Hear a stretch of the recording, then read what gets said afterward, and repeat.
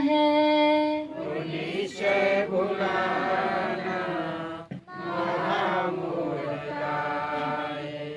जीव ब्रह्म में जो भेद लखत है, जीव ब्रह्म में जो भेद लखते हैं, भय उनका नहीं कबहू भगत है।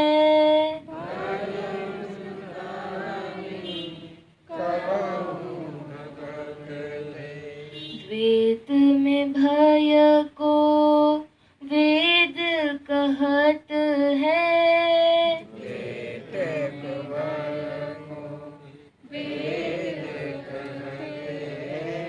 भेद बताना महामूढ़ता है। वेद बताना महामूढ़ता है। परम ब्रह्म गुरुदेव जो समझा रहे हैं, परम ब्रह्म गुरुदेव जो समझा रहे हैं, वो निश्चय भुलाना महामूढ़ता है। वो निश्चय भुलाना महामूढ़ता है। बड़े भाग्य से ऐसे संत मिले हैं, बड़े भाग्य से संत मिले हैं, जाने कब के पुण्य खिले हैं। जाने कब के पुण्य खिले हैं। पाकर इन्हें हम तो धन्य बने हैं, पाकर इन्हें हम धन्य हुए हैं। संत न पाना महामूढ़ता है। संत न पाना महामूढ़ता है। परम ब्रह्म गुरुदेव जो समझा रहे हैं, परम ब्रह्म गुरुदेव जो समझा रहे हैं, वो निश्चय भुलाना महामूढ़ता है। वो निश्चय भुलाना महामूढ़ता है। बड़े भाग्य से ऐसा अवसर मिला है, बड़े भाग्य से ऐसा अवसर मिला है। फिर ना समझना महामूढ़ता है। बिना समझना महामूढ़ता है। परम ब्रह्म गुरुदेव जो समझा रहे हैं, परम ब्रह्म गुरुदेव जो समझा रहे हैं, वो निश्चय भुलाना महामूढ़ता है। वो निश्चय भुलाना महामूढ़ता है। श्रोताओं के रूप में उपस्थित सभी दिव्य पुण्यात्माओं के चरणों में प्रणाम।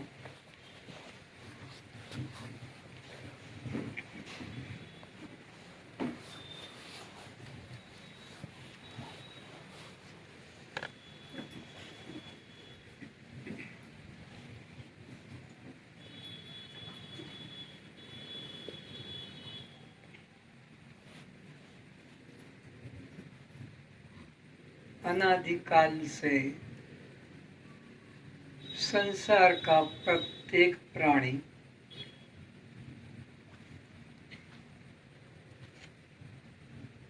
इस सृष्टि चक्र में भटकता चला आ रहा है।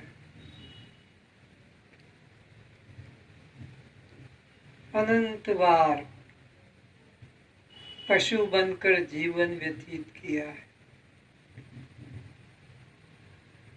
अनंत बार पक्षी बनकर जीवन व्यतीत किया है, अनंत बार कीट पतंग बनकर जीवन व्यतीत किया है। इतना ही नहीं, देव बनकर, इंद्र बनकर भी जीवन व्यतीत किया है। ब्रह्मा विष्णु शंकर बनकर भी जीवन व्यतीत किया है। लेकिन जन्म मरण के चक्र से नहीं छूट पाए।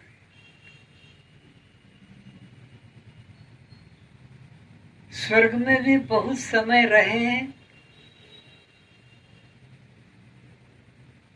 वैकुंठ में भी जाकर बहुत समय रहे हैं, जो यहाँ अभी बैठे भी हैं। भिखारी बनकर भी रहे हैं तो दानी बनकर भी रहे हैं,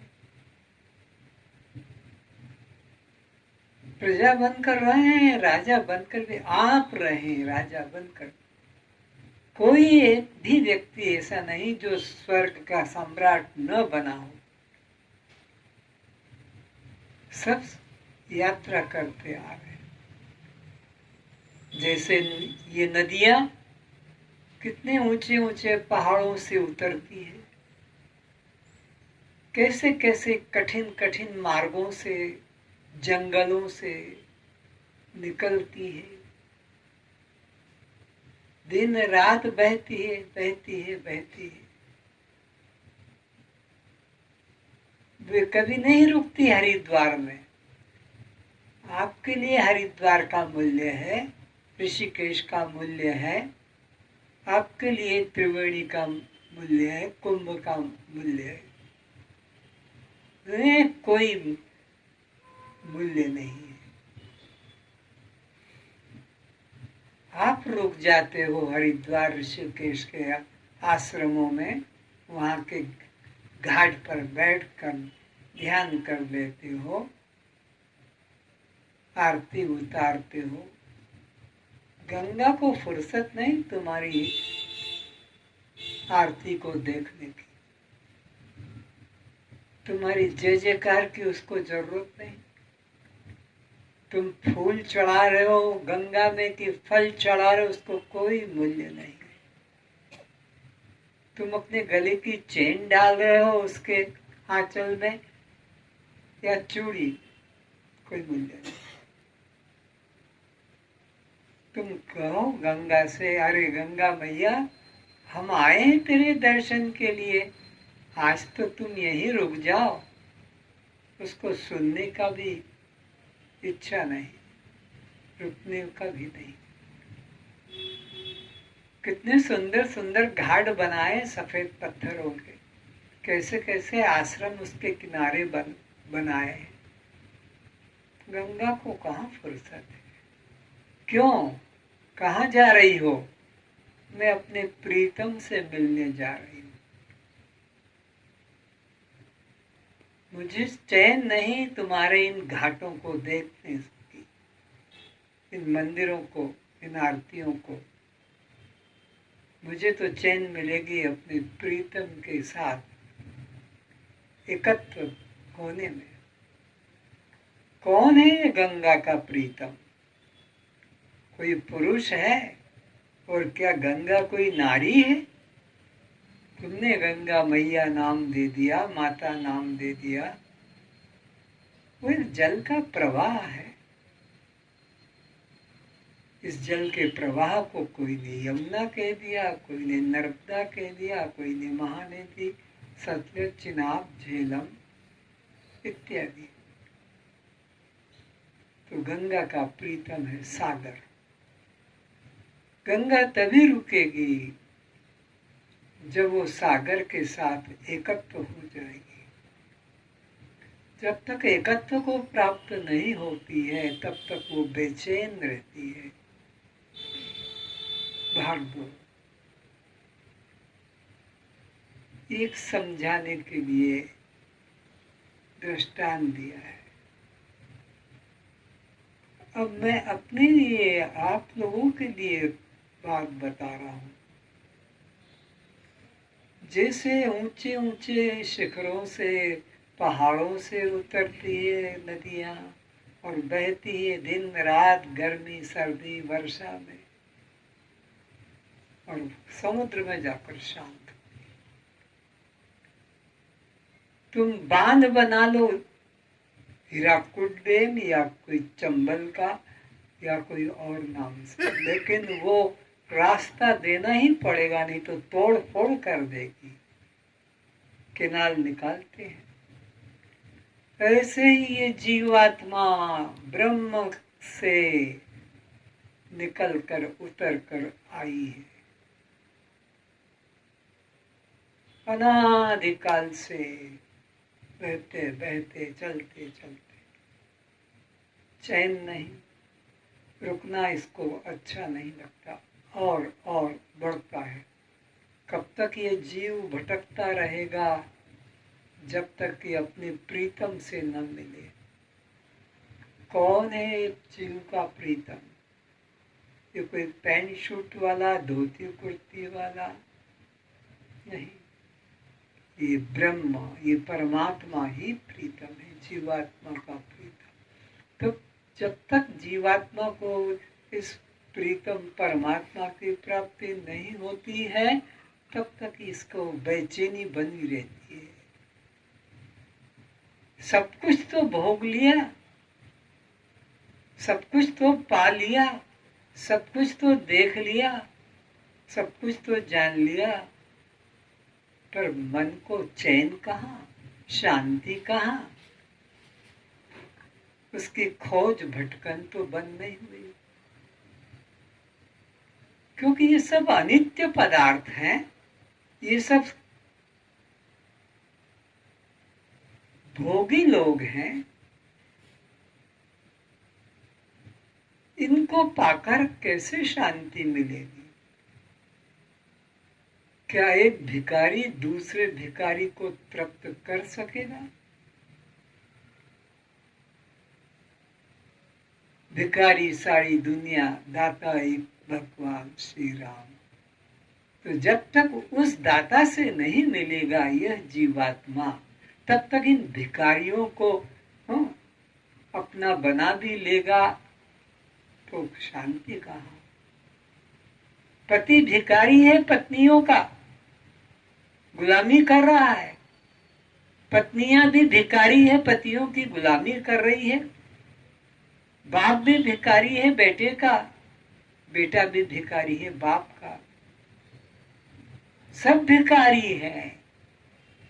ये सुख देगा, ये सुख देगा, इससे सुख मिल जाएगा, इसको अपना लो, इसको अपना बना लो, इसको प्राप्त कर लो, फिर सब कुछ ठीक हो जाएगा। सब कुछ भी मिल जाता है, लेकिन मन को कहाँ चैन शांति? तो प्रत्येक जीव अनादिकाल से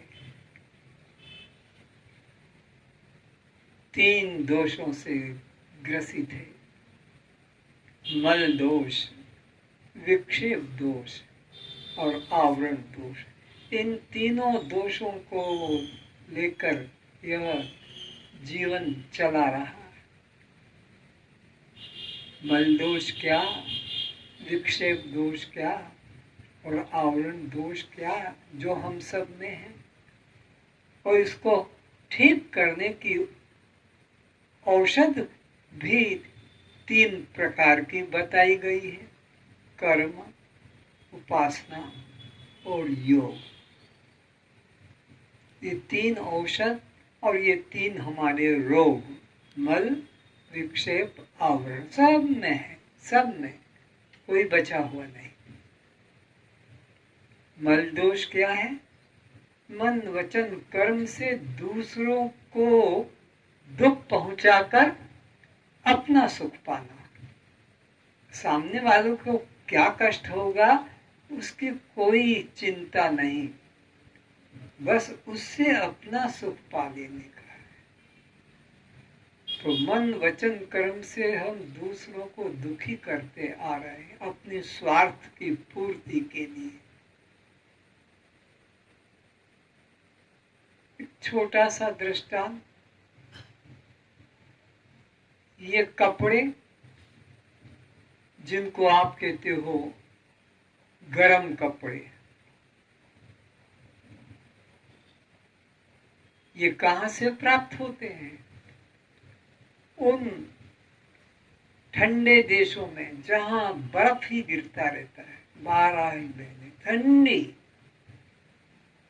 उन भेड़ों को बांधकर और मशीन के द्वारा ड्र करके सारा बाल निकाल लिए जाते, नग्न कर दी जाती है। जबकि नेचर ने, प्रकृति ने, परमात्मा ने उनको उस सर्दी से, बर्फ की ठंडक से बचने के लिए उनके शरीर पर ये बाल निर्मित किए, और तुम उनको कम्बल बनाकर, शॉल बनाकर, स्वेटर बनाकर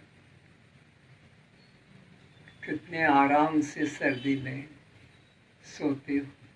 उनके विचारों क्या जीवन होता होगा। पूर्ण नग्न चमड़ी, बस उस पे वो ठंडक, वो बर्फ।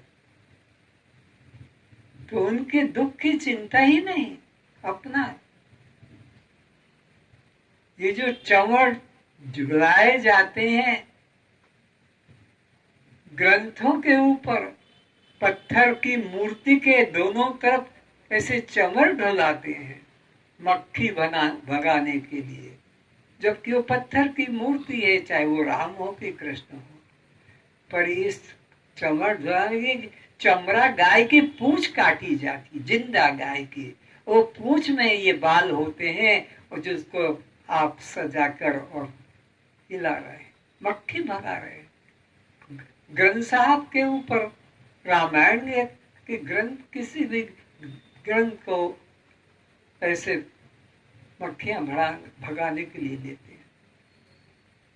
हम उनके दुख का तो विचार ही नहीं करते हैं। कैसे एक एक पुष्पों से चुन चुन कर एक एक बूंद भी नहीं कह सकते हैं, ये मधुमक्खियां रस लेती हैं और अपने घर में जमा करती है, और ये पापी आदमी आग लगाकर उनको मारकर उड़ाकर, और वो हनी, महू, शहद शरीर की शक्ति के लिए, विटामिन के लिए कैसे निर्भयता से प्रयोग कर रहा। विचार ही नहीं है कि ये कैसे प्राप्त हमको हुई। ये जो शंख बजाया जाता है मंदिरों में, घोघा नाम का जीव सागर में, समुद्र में होता है। कैसे उसे प्राप्त करते हैं? उसमें वो जीव रहता है, शंख में आता है बाहर और फिर घुस जाता है। जैसे वो कछुआ अपने पैर फैलाता है, उससे कोड़ लेता है, वो इस प्रकार से घोघा नाम का।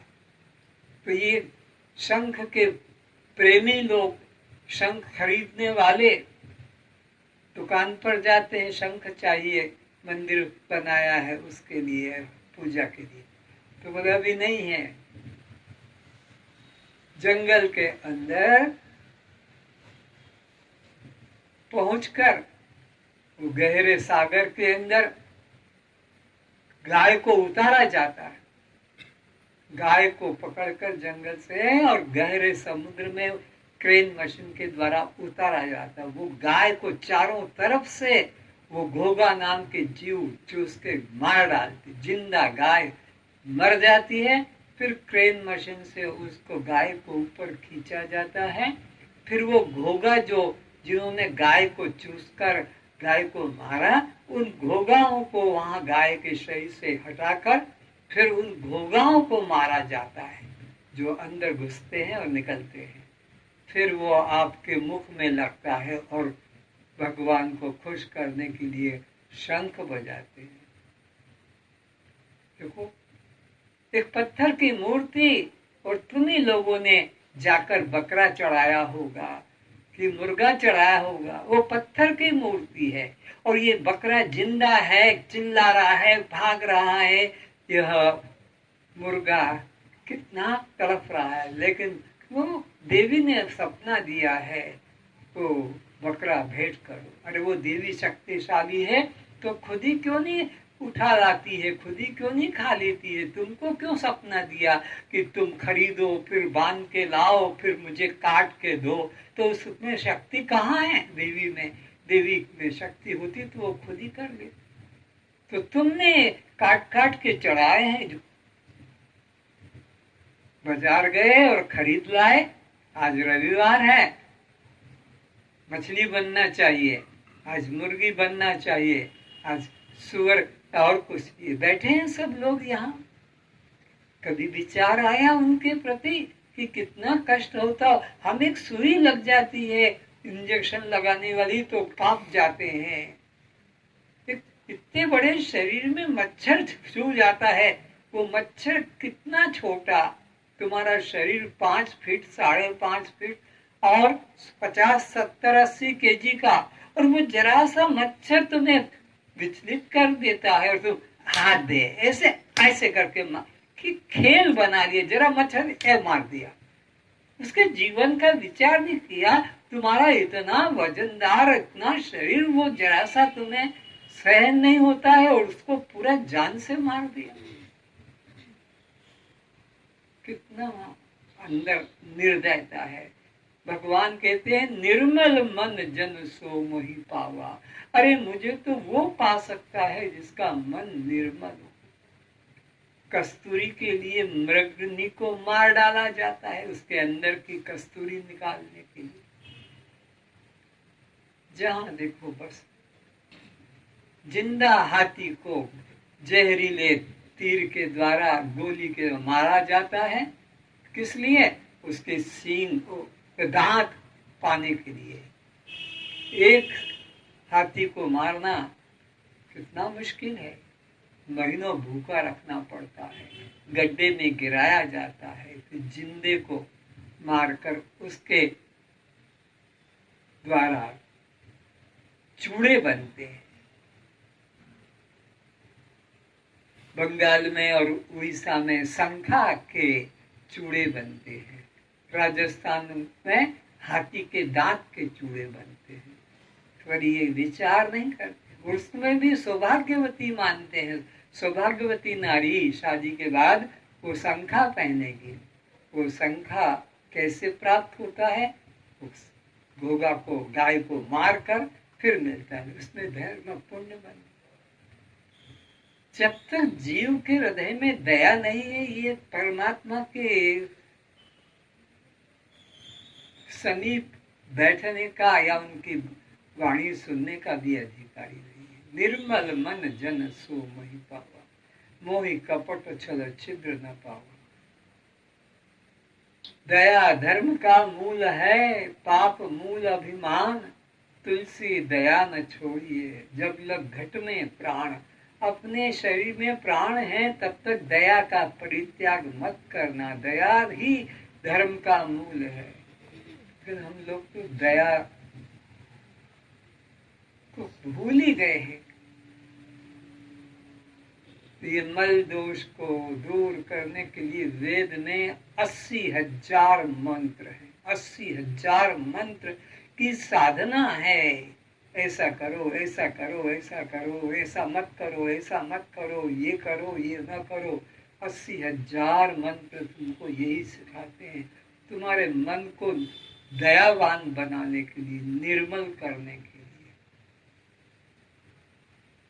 जब मन में दया होती है प्राणी के प्रति, उनका दुख अपने दुख से मापा जाता है कि हमको जैसे दुख है ये मच्छर खाने का, उसको भी तो कष्ट होता होगा।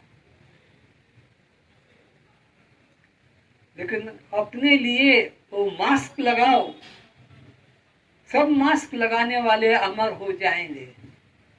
न तुम्हारे लिए अपना देह के प्रति है।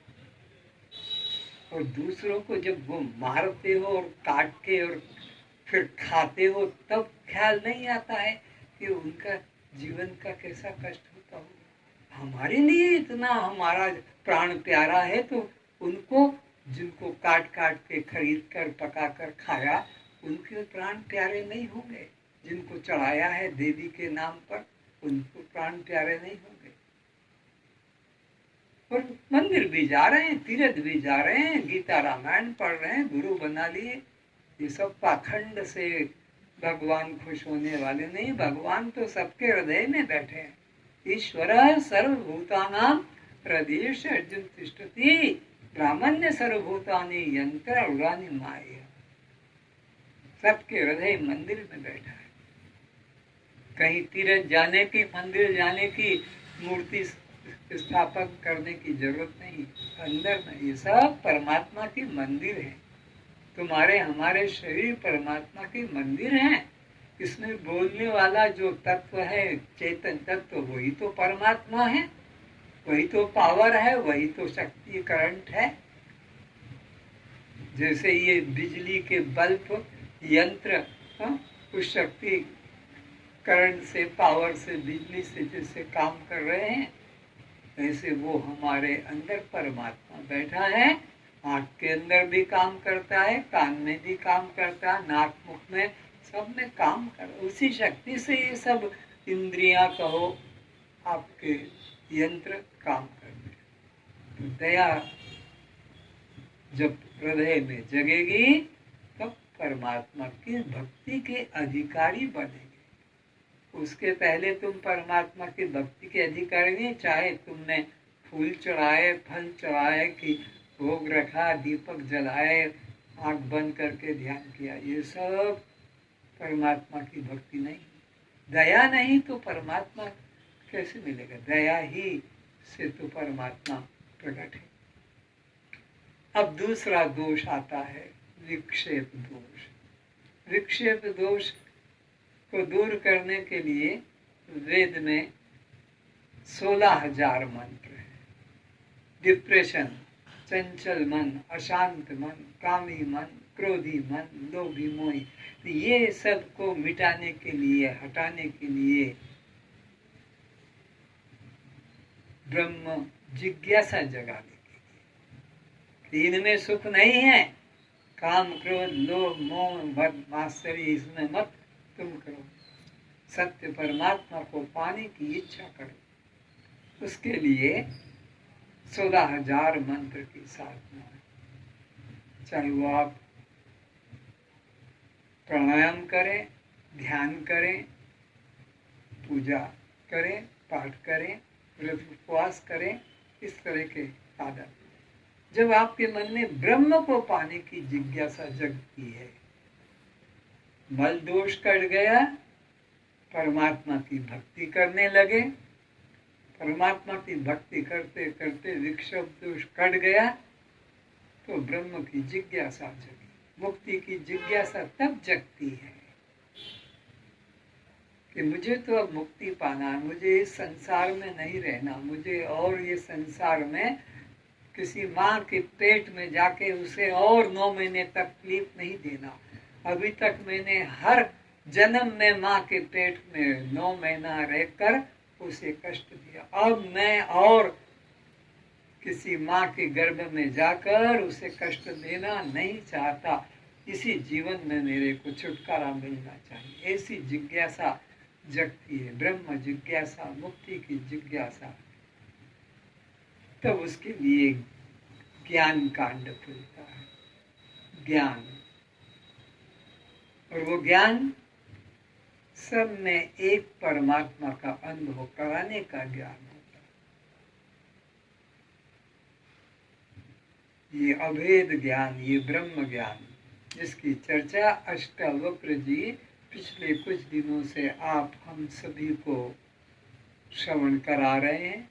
जनक जी को निमित्त बनाकर, भगवान कृष्ण अर्जुन को निमित्त बनाकर हमें गीता सुना रहे हैं। हमें जो यहाँ बैठे हैं, हम ही को वो सुना रहे हैं। ये किसी सतयुग की, त्रेता की बात मत सोचना, पुराण की बात नहीं, ये वर्तमान की बात है। गीता या अष्टावक्र गीता कि चाहे आपका कोई अन्य गीता हो, ये आज और हमारे लिए है। अगर उनके लिए है तो उससे हमारा क्या मतलब है? ये रोग उनका कट गया, उनके लिए औषध थी, तो अब इसका हमें क्या जरूरत है? लाभ क्या मिलेगा उसका सेवन से? नहीं, हमारे लिए है। तो अष्टावक्र जी क्या कहते हैं, थोड़ा उनकी वाणी को फिर से ताजा करें।